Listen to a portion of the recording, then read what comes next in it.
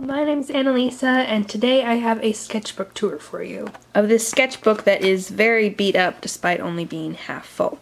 So I'm going to show you the first half, and then when I've completed the other half I'll show that. So I christened this sketchbook with a very light, incomplete sketch of some bottles I have that I refer to as potion bottles because that's why I bought them, because they look like potion bottles. We got this cool long skinny one in different shapes because I really love potion bottles. They're just really cool to me. This is another incomplete sketchy thing that has never been turned into a full piece. I mainly use my sketchbooks for a mix of practice in drawing forms or in various other things that you'll see in the moment, or I use them to plan out full pieces that I'll turn into watercolor pieces when I worked out what I want them to look like. So this is a very rough plan for a dancing couple, which I originally planned to be fan art of Odo and Major Kira from Deep Space Nine, because we were watching through that show as a family when I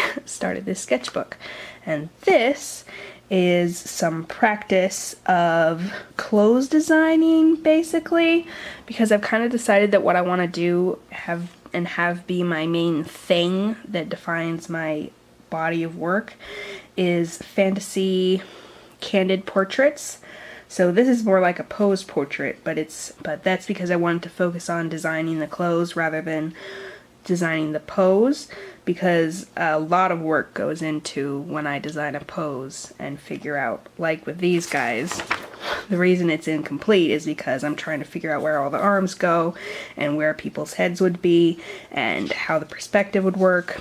But with this, I just wanted to focus on clothes design, so I just gave her a very simple standing with her hands behind her back. And the outfit is based on what one of my characters might wear, a specific character, and what she might wear on a daily basis. Both this one and this one were drawn in the car on the way back from a trip, and this was what I saw as I was coming back, because this is a big landmark of my city. It's a cable bridge, and it's really lovely, and I would really like to turn this into a piece sometime, although there is a lot of art around my area of this bridge because it's kind of signature.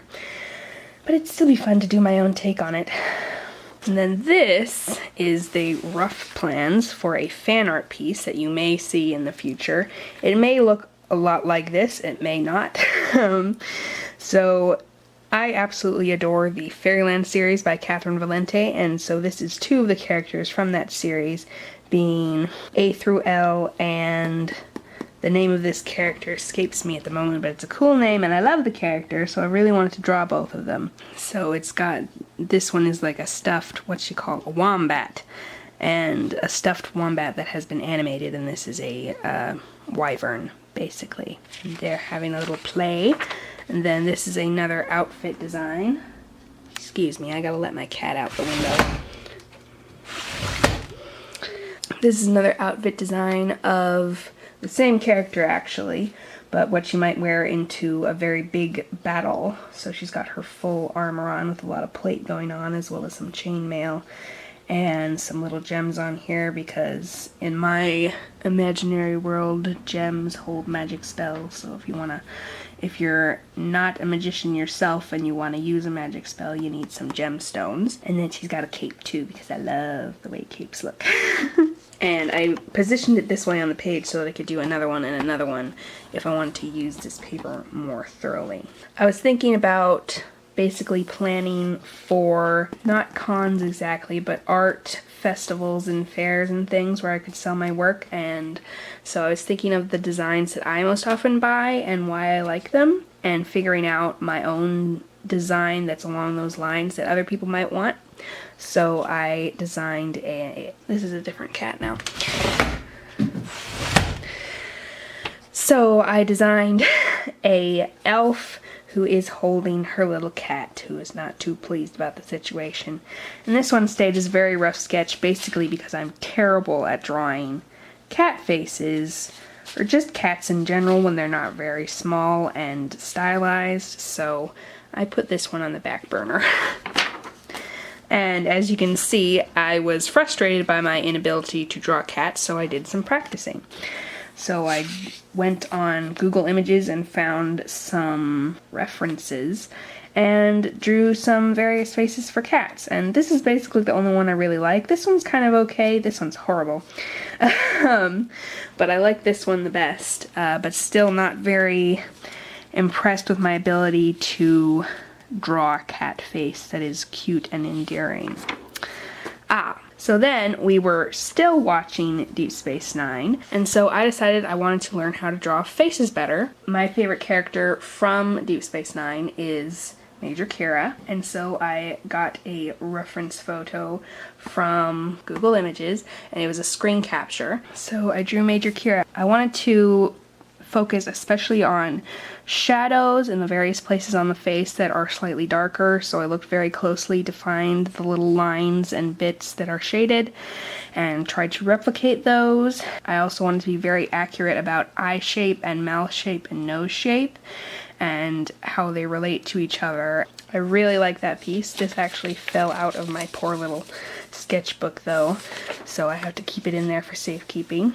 And this is another character from the show named Quark. He has a lot of dimension on his face because he is an alien, a very creative alien with big ears and very defined head shape here. He's got lumps on his forehead and he's got recessed eyes with this thing over them and very prominent cheekbones, so he had a lot of shadows for me to try to capture, and also all these ridges on his nose, so he had a lot of detail, and so I did my best figuring out what that looked like. And also, another thing that was interesting, the people who had different expressions, how different their eyes looked.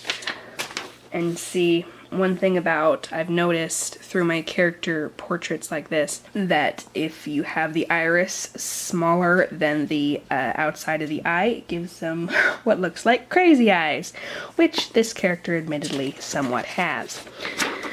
And then this was, I believe, a sketch for a possible Inktober piece, because I was doing this in about October this time, so I was sketching out a possibility for the prompt gift. So I was thinking giving a little heart thing with some seriously creepy alien long arms. That's my cat. And then we finished with Deep Space Nine and moved on to Stargate. So I decided to go through and do pencil drawings of all four main characters, the members of SG-1. So this is Teal'c, and he had very interesting eyes, the way, silly cat, the way his eyes were in the screen capture I found that I liked. Having it be kind of slopey down like this was very interesting for me, finding non-symmetrical eyes and depicting that and how it looks was really cool.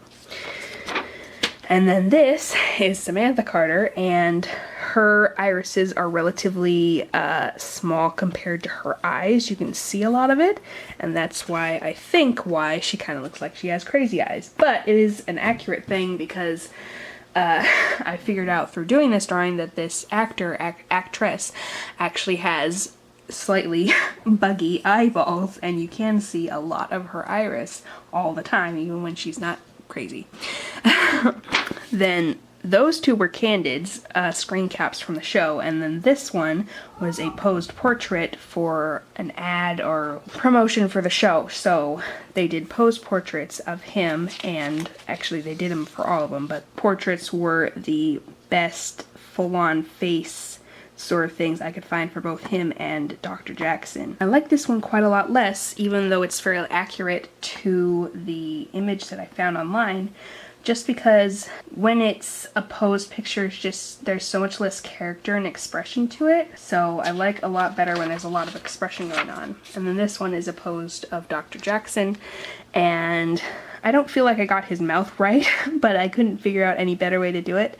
And I think it wasn't looking quite right until I added in the wrinkles on his forehead, which were on the picture, because he's just a very concerned sort of person, sort of character. So it looked a lot more like him after I added those. And then some more planning for possible pieces, a little fairy, because I was inspired by somebody drawing fairies on YouTube that I really liked, so I'll see if I can find that and link it below. And then this is it says, the text says, I don't know what the heck this thing is. It's supposed to be some kind of double bladed weapon, and then a stiletto knife. And the little text says, Lynn likes these. She's one of my characters. And then this were my plans for possibly making, cat wants back in, for possibly making a, if I was going to do daily pieces in December, I was thinking of doing a Christmas story. I had been planning to do 25 pieces that told a story together, a Christmas story, during December, but then I realized that that was way too much for me to do, and I'd really wreck my Christmas if I tried it. So the next few pieces you're going to see are pieces that I had planned for those 25 days. A couple of them, like the one you're looking at now, I actually did. This is my snow fairy lady, and I'll link the video of me doing the piece below. But there are also going to be several you've not seen, and also that village I was just showing you is another one that I've done during a live stream, which I will also link. There's going to be a lot of links. So then this one is a sketch I did for another live stream when I was doing my 12 days of Christmas that I decided to do instead of 25 days. And it is of a couple of fairies holding some jingly bells. Then this is one of the pieces I had planned but didn't end up doing. I did go over it in pen so that I would be able to transfer it to watercolor paper with my light box, and what I'm showing you with my hands now is that I plan to move this guy's head down when I was tracing because it was too far up. So I just decided I would move that when tracing, which I did. Some of my characters gathering ingredients for a meal in the woods. That one in the back there is the same lady who is the snow fairy. She's just got her wings covered up with a cloak. And then this is all 5 of my main characters sitting around a campfire. And I don't remember if I traced this one or not, but I had planned to make this a full piece, and I still do, because it'll have really interesting lighting, because it's supposed to be in the dark at night with the fire, so there'll be the firelight, and then I'm going to have a dark sky with lots of pretty stars in it, so it should be really pretty by the time I'm done. And then this was a very rough idea that's just a table with some walls, and it was going to be a library scene that was going to be part of this story. And then this is one of my other fairy characters, also from the story series, and he is whipping up a potion in this sketch. That's the main thing this character does, he makes potions. And this is another from that series, and it's got, I wrote on it a bit and some notes of what I wanted to change. I wanted to switch it to portrait form and maybe put them closer together because it just seemed like they were too far apart for this image to work. So it's one character handing another a book that would fall on the floor. Then this is the sketch I used to plan my cardinal painting, which I did end up completing, and I'll link that video below. And this was part of a plan to make an illustration about mistletoe, and so this is one of my characters, and I was going to have in front of her face a little hanging bit of mistletoe that she's looking at as she hangs it up. Then this is just some free writing that I did when I was watching a movie once, so we'll skip that. And then this is a plan for a piece that I still intend to go through with, I just haven't finished it yet. And so this is going to be a pirate lady, as I wrote down on the page. And so it's supposed to be a pirate lady reaching for her sword with one hand and hanging on to a bit of rigging with the other, hanging off the rigging and looking off into the sea, no doubt with the wind blowing in her hair. That kind of thing. Then there's this, which is a hideous and horrible example of why I don't draw cats. Oh, it's horrible. Oh, let's move on. And then this is another idea for a piece that I got from a song. I actually was inspired to make the pirate lady piece because I was listening to music at the time, and the song I was listening to was He's a Pirate from the Pirates of the Caribbean movie. And so then there was another song on that playlist that made me think of grand things, and that made me make this design, which is of a lady knight swearing fealty to her liege or something like that. And then these are little ideas I was sketching out for a cartoon version of myself because I wanted to get into animating. And so this is the same little character with 4 different expressions on her face. And so it's kind of just me working out how I might want to draw myself and how I could have what kind of signature look I might want to go for. And this is actually relatively close to what I finally ended up going with as I've started making my animations. Someday you will get to see animations of mine, but it's going to be a while because I'd like to start off with a 5 to 7 minute one. That'll take quite a lot of work, especially as I'm still learning. And then I'd also like to get the next one done before I release the first one. So it's going to be quite a while before I actually publish one of my animations. Thank you so much for watching, and I will be seeing you in the next video. Bye!